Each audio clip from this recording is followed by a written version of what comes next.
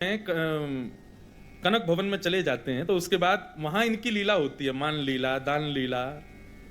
हमारे कन्हैया तो बेचारे बेमतलब में बदनाम कर दिए, इनके गुरुजी तो राम जी हैं। राम जी ने जितनी लीला करी हैं, उन लीला जो अधूरी रह गई वो ठाकुर जी ने करी हमारे इनने। तो राम जी तो बड़े लीला पुरुषोत्तम, राम जी भी खूब है, लेकिन हाँ थोड़े संकुचित हैं, संकोची हैं। तो कनक भवन में आज रात में राम जी से श्री जी बोली, किशोरी जी, सीता जी बोले कि आज कछु नयो करेंगे लीला में। बोले कहा करना है? अच्छा, लीला की बात आती तो हमारी ब्रजभाषा ही निकलती है, भले ही राम जी के चरित्र की हो। राम जी बोले क्या करेंगे? बोले आज एक काम करो, हम बनेंगी राम, तुम बनो सीता। राम जी बोले नहीं नहीं, ये सब उचित नहीं है, आप ऐसे ही रहो, हम ऐसे ही रहते हैं, ऐसी कोई नहीं। नहीं नहीं नहीं, आज तो आप हमारा श्रृंगार करो और हम आपका धनुष बाण और मुकुट धारण करेंगे।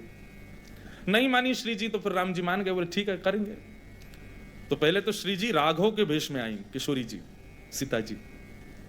उनको देख करके राम जी बड़े आनंदित हो गए, वाह आप बड़ी प्यारी लग रही हो, बड़ी सुंदर लग रही हो, नजर उतारी। श्री जी बोले अब आप जाओ, अपना श्रृंगार करके आओ।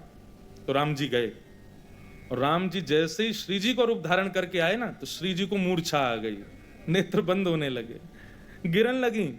राम जी ने संभाली, कहा भाई? बोले कि आप या तो कोई काजल आदि कैसे भी रूप बिगाड़ के आओ अपना, नहीं तो हम देख नहीं पा रहे हैं, इतने सुंदर लग रहे हो आप कि हमें मूर्छा आ जाएगी अभी। तो फिर राम जी थोड़ा काजल बिगाड़ के आए, तब सीता जी ने उनको निहारा। क्यों?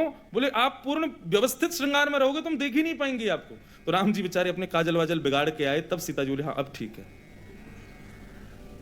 तो रात्रि में आज किशोरी जी राम जी बनी है और राम जी किशोरी जी बने।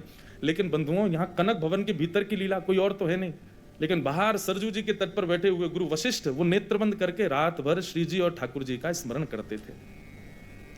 भले ही सूर्योदय के बाद गुरु रूप में रहते थे, लेकिन रात्रि में वो अपने भक्ति भाव में आ जाते थे। तो रात्रि में आज जैसे उन्होंने ध्यान लगाया, नेत्र बंद किए, तो क्या देखा? राम जी तो गोरे हो गए हैं और श्री जी जो है सांवली हो गई हैं। क्यों? बोले आज तो अदला बदली हो गई ना।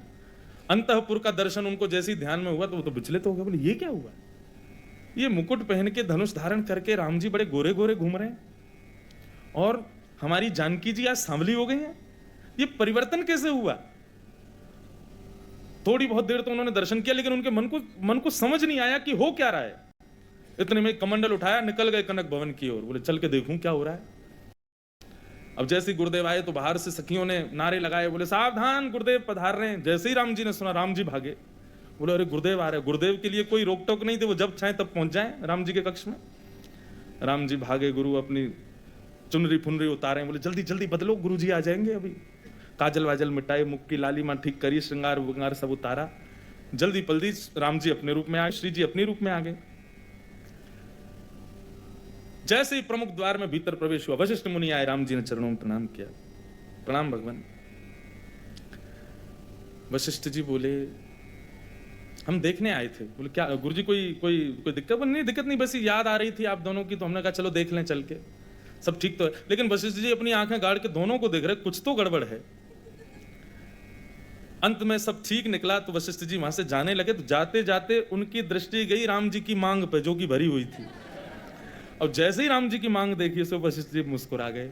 राम जी ने देखा ये कहां देख रहे हैं, और जैसे ऐसे क्यों? बोले गुरु जी सब कृपा आपकी। नहीं नहीं आप लोग रहो, हम निकलते हैं। गुरु जी चरणों को आप किसी से कहना मत, आप तो अंतर्यामी हैं, माँ को मत बता। कोई बुराई नहीं, लेकिन सब परिहास करेंगे, आप किसी से कहना नहीं। वशिष्ठ जी के नेत्र सजल हो गए। राम जी कितने भोले हैं, हृदय से लगा लिया।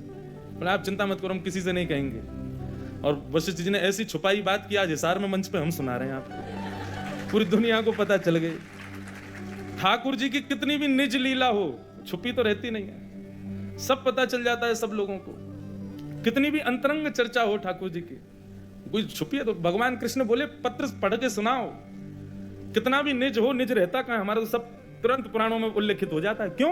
ठाकुर जी की लीला निज क्यों नहीं रह पाती बंधु? उसके पीछे भी कारण है, क्योंकि भक्त अपनी भक्ति की साधना से नेत्र बंद करके ठाकुर जी को धारण करके हृदय में ही ठाकुर जी के उस मधुर गोपनीय रहस्य को देख लेता है। इसलिए ठाकुर जी की लीला निज नहीं रह पाती। चाहे स्वामी श्री हरदास जी हो, चाहे हितरवंश महाप्रभु हो, चाहे श्री जयदेव महाप्रभु हो, चाहे गोस्वामी तुलसीदास हो, चाहे वाल्मीकि हो, सबने ठाकुर जी के उन रहस्यों को कैसे लिख दिया? ये प्रत्यक्ष तो थे नहीं वहां पे।